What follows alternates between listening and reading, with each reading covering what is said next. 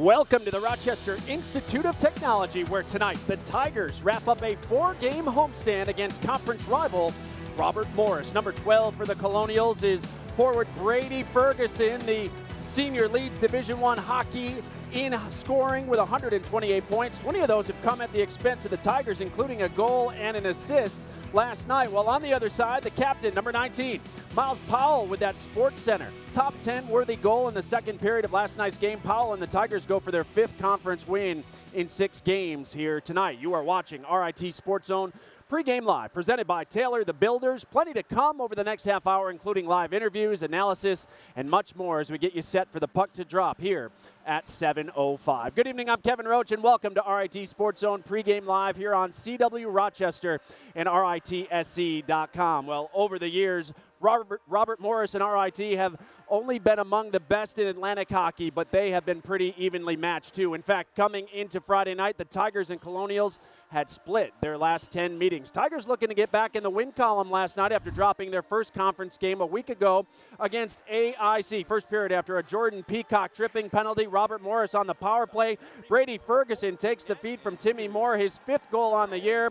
It was 1-0 Colonials after one. Second period, get ESPN on the phone. RIT's got another Sports Center top 10 worthy goal. Miles Powell, are you kidding me? Beating Francois Marat with a sick backhander. Powell's second on the year to tie us at 1. Later in the period, Tigers on the attack. Bryson Treptow to Max Mikowski. His first of the season had RIT up 2-1, but the Colonials would answer. Timmy Moore ahead to Brady Ferguson, who puts it off Luke Lynch. Lynch gets credit for the goal, his 8th on the year, team leading. It was 2-2. Under a minute to play in the period. RIT with the costly turnover. Robert Morris makes them pay as Spencer Dorowitz would score. RIT trailed 3-2 after 2, but the third period, it belonged to the Tigers in a big way. On the power play, they win the faceoff. Sean Cameron finds freshman Jake Hamaker for his first as a Tiger, and we were tied at 3. Under 12 minutes to play in the third. Eric Brown, RIT's leading goal scorer. Watch him split 2 defenders and score to put RIT back up 4-3, thanks to his team leading 5th on the year. Late in the period, Robert Morris, the man advantage. Colonials trying to get the equalizer, but Logan Drackett making one of his 19 saves on the night, and frustration starting to set in for RMU at that point. Under a minute to play with the extra attacker on for Robert Morris, and they pulled their goaltender, Francois Marat, but Alden Dupuis says, no way, we're going to seal it right here. The empty netter. Tigers victorious 5-3 over Robert Morris. It's a character win. It's just you come from behind victory. They pull the goalie and we get that empty netter. It's a great feeling. It's a win that we worked hard for. It's early November, but man, that had the feel of a playoff game here tonight between these two teams. Yeah, it did. Robert Morris and RIT, they're two rivals. I think every season, every game we play them, it's going to be a battle. It's going to be a 1-goal game. Yeah, that rivalry is rich, and I don't think either teams like to lose against the other. So it's a huge game for us, and hopefully we can take that into tomorrow and make the sweep. Yeah, contributions from all 4 lines. How important is that in a league that's so tight, top to bottom? It's huge. I actually I was saying that in the dressing room after the game. It's huge to get all 4 lines involved. I think a championship team, that's what has to happen. When you get teams that 1, 2, even 3 lines are contributing, it's going to be a good team, but maybe not a championship team. I think to be a great team, all 4 lines have to be going and have to be contributing.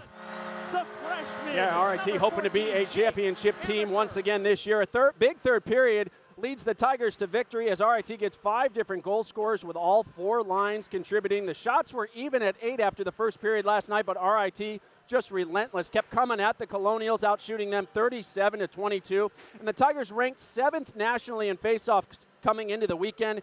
They won that battle as well, 34-26. Joined now by the head coach of the RIT Tigers, Wayne Wilson. And Coach, I was at practice on Thursday when you addressed the team and stressed the importance of being a third-period team.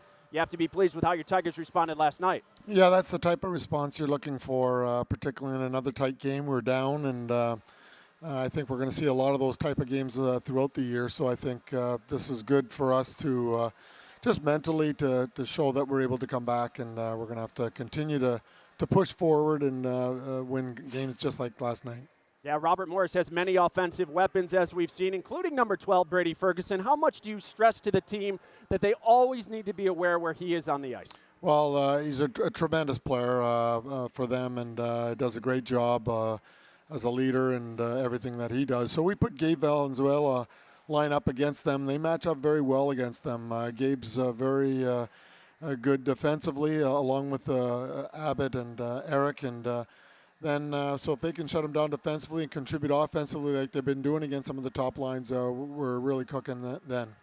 Yeah, Coach, it's only November, but you've picked up 8 out of a possible 10 points in Atlantic hockey so far.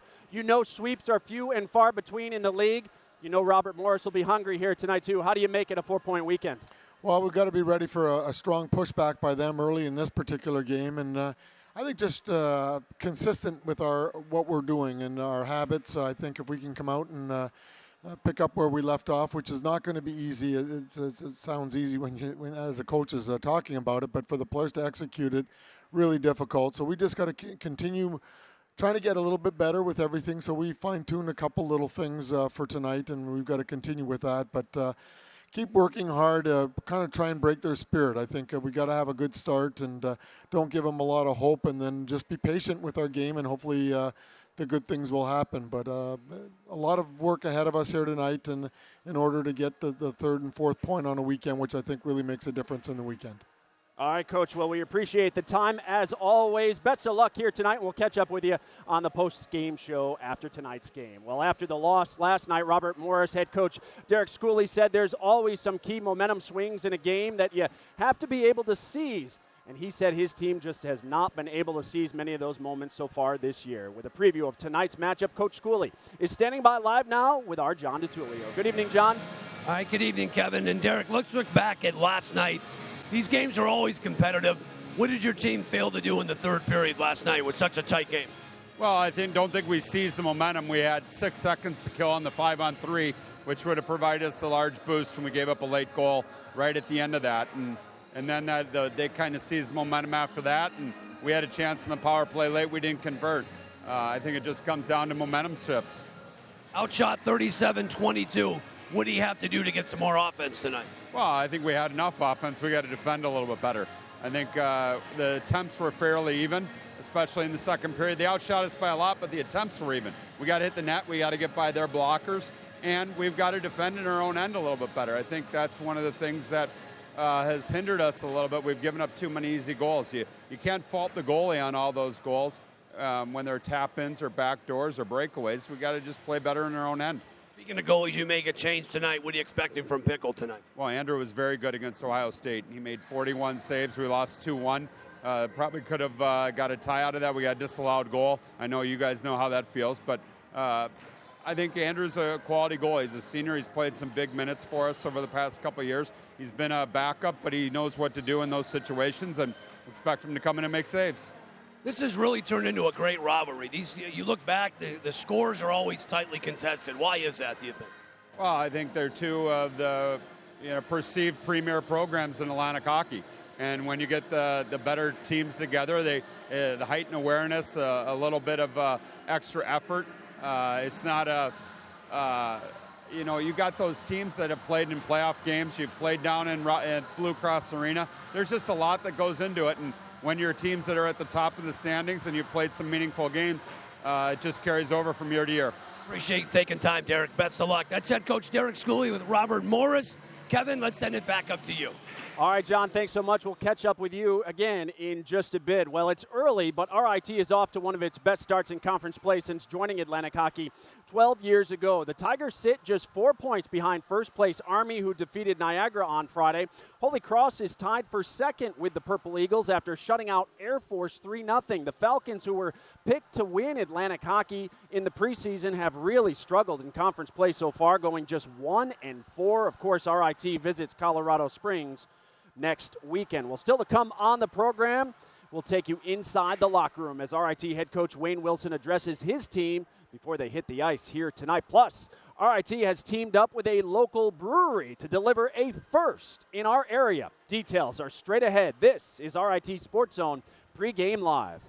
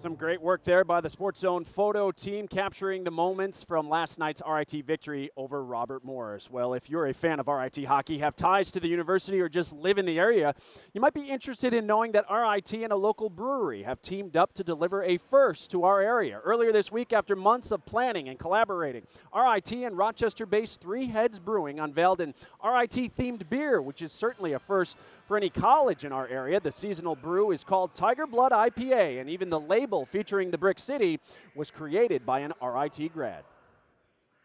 We've done some beers for bands like the Giant Panda and things like that, but we've never done something for an organization like as big as RIT, be it a college or a business. So it's a new thing for us. It's terrific. We're really happy with the final product, and we hope everybody at the game enjoys it and people in the community also enjoy it.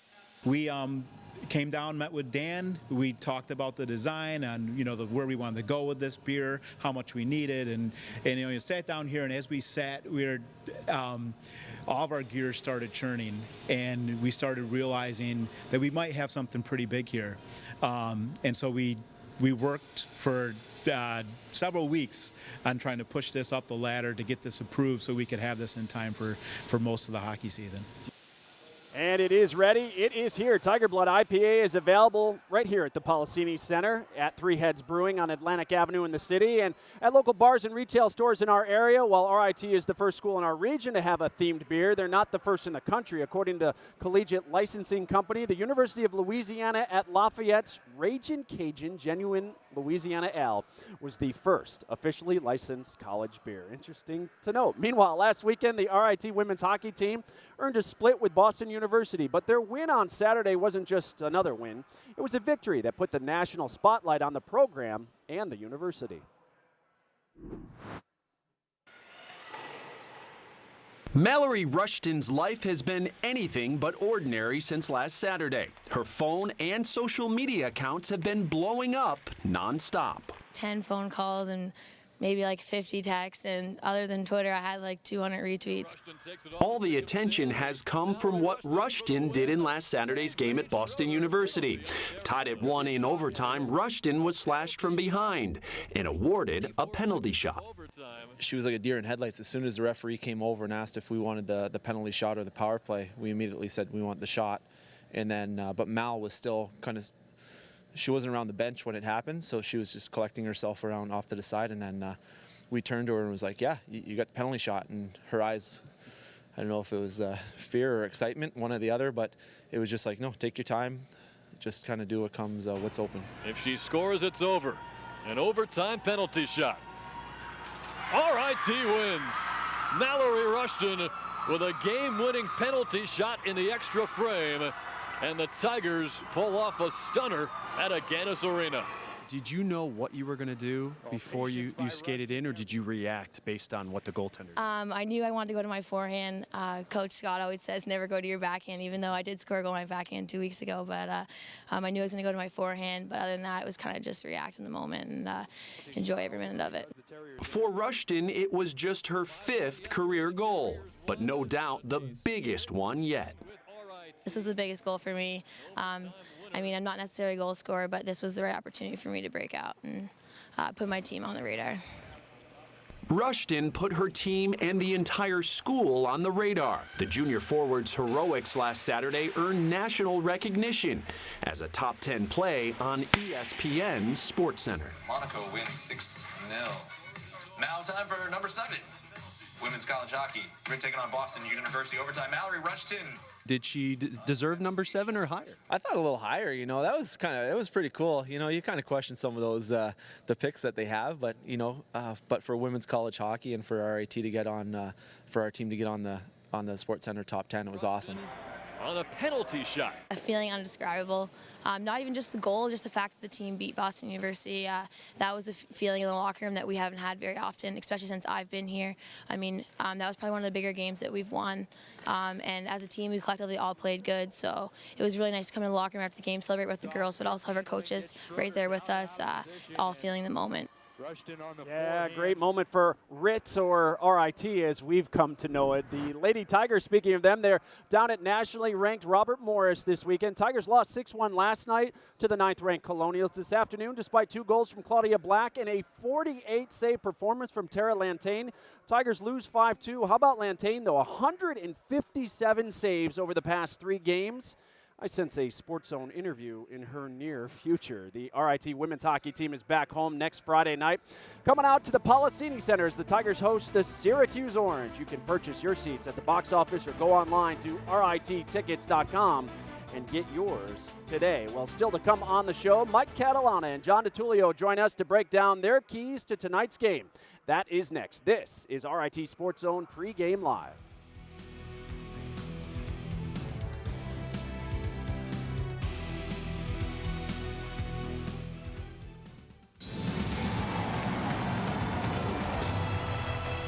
To Dupuis, back to Powell. Powell going in. Powell scores! Unbelievable. The Tigers are tied at 1. Are you kidding me? Holy cow. Was that Connor McDavid? Connor McPowell? I mean, that was phenomenal. Holy cow. This is some great puck handling. Little dipsy doodle as well. Watch him split the defenseman of the Colonials and then just fries Marat with the backhand. The Tigers right now dominating the ice. Trappatow in front of Mikowski, puts it in. Beautiful pass and a beautiful finish by Max Mikowski. 2-1 RIT. Tigers nearly 2-1 for this game in shots on goal. It's been dominated. Jimmy Moore to Ferguson in front, deflected off a skate, and they will count it. Turnover here in the Tiger, and it cost RIT as Spencer Dorwitz gets his 3rd of the season, and then following him right after that in 11 seconds will be Giles. 5-on-4 now, as in front, and it's a goal! That is a power play goal in front. The freshman, number 14, Jake Hammaker. Brown with it on the near side. Again, don't be misled by RIT power play, but there it is, right out in front. Brown with the deflection. Opportunity, Valenzuela. And he gets checked off the puck. Dupuis going in, Dupuis, ball game. Yeah, if you're just joining us here tonight on RIT SportsZone Pregame Live, that is how the Tigers took Game 1 of this 2-game set with Robert Morris. If you happen to miss a home game throughout the season, we've got you covered. You can watch highlights on our website, ritsc.com. Just click on Hockey Central. Well, as you just saw, the Tigers were able to overcome some mistakes early last night, and thanks to a big third-period effort, they were able to secure what Max Mikowski called a character victory. Speaking of characters, we've got a couple of them upstairs tonight. Let's welcome in Mike Catalana and John DiTullio. Mike, it's been nearly a decade since we've been on the air together. Welcome aboard, and what should be another great game after RIT willed its way to a victory in the 3rd last night. Yeah, really looking forward to it. I'm happy to be filling in for Gene tonight, and if we can get the kind of game, John, that we got last night, I think fans are going to be in for a lot of fun tonight. No question about it. I thought we had 60 minutes of 2 teams going up and down, a lot of talent on the ice. More importantly, the Tigers finding a way in the 3rd period, 3 third-period goals to put it away. And that got it done for them, but when you're playing against Robert Morris, there's a player to watch, and let's just start with him. Brady Ferguson is incredible, led the league in scoring a year ago. Talked with Wayne this week. He goes, where do you need to watch him is on the man advantage. 5-on-5, they can manage him. Man advantage for Robert Morris, he just lights the lamp. In 3 games here at the Gene Policini Center, number 12 has 5 goals and 4 assists. He's a playmaker. Yeah, he's a guy who can get it done. And for RIT, plenty of players contributing last night, but a guy got the game winner, and he's a guy to watch tonight. Eric Brown is a beast, especially on the power play. They'll plot him right in front of the net, but he is off to a great start this year.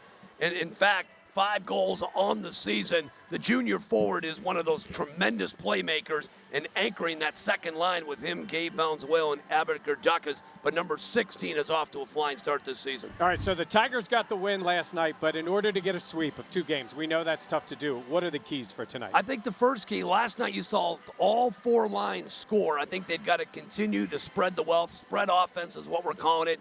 Continue to finish. Wayne has been preaching. We need to come up with that big goal and that big stop in the 3rd. We've got to learn how to win the close games. And I think the key tonight, the team that loses Friday is more desperate on Saturday. I think RIT needs to match Robert Morris's intensity. And Andrew Pickle's going to be in the nets tonight for Robert Morris.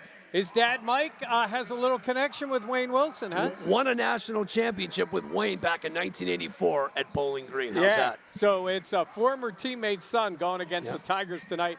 That should be fun to see. Kevin, we're looking forward to it. We'll send it back to you. All right, guys, we're looking forward at the top of the hour. Those two guys, captains on that Bowling Green championship team, should be interesting here tonight. We'll still ahead on the program. We have your all-access pass.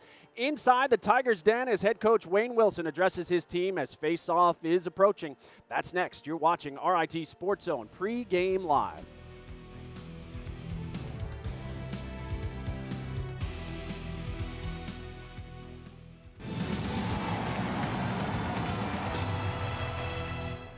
Hey, real quick here tonight, just like we talked about this afternoon, okay, we want to pick up where we left off. Our work habits have to be consistent. We have to answer the bell at the start of this game because we know they're going to be coming at us. So we've got to handle the initial rush. We want to bring it right to them as much as possible here, okay, and have another great period. But be ready for a dogfight here, and let's be excited to play and play the right way, no shortcuts. Let's be ready for win here. Yeah, RIT coach Wayne Wilson, short and sweet, but to the point. The Tigers trying to get it done here tonight. A look inside the Tigers' den with head coach Wayne Wilson. Access you only get from RIT Sports Zone. Well, the Tigers looking for their second series sweep in the conference this season. RIT swept Army at West Point back in October. We know sweeps are few and far between, especially in this league, and we saw it last week against AIC. Anyone can win in this league on any given night. RIT heads to Air Force and UConn over the next few weekends. So our next live broadcast doesn't come up until Friday, December the 1st, when Holy Cross visits the Policini Center. Live coverage begins at 6:30, as always, with RIT Sports Zone Pregame Live, presented by Taylor the Builders. You can catch our coverage on RITSC.com that night. CW Rochester will air the game starting at 10 o'clock. And just a reminder, if you're coming out to the game on the 1st, it's Tiger Teddy Toss night. Fans are encouraged to bring a brand new Tiger or teddy bear to toss after RIT's first goal. The bears will be delivered by the team, as always, to children in our area hospitals in the new year. Well, that is going to do it for us. Thanks so much for watching Pregame Live. Up next, Mike Catalana and John DiTullio join us as the Tigers go for the sweep of Robert Morris. We'll see you back here for the intermission report. Enjoy the game, everyone. RIT Sports Zone Live begins now.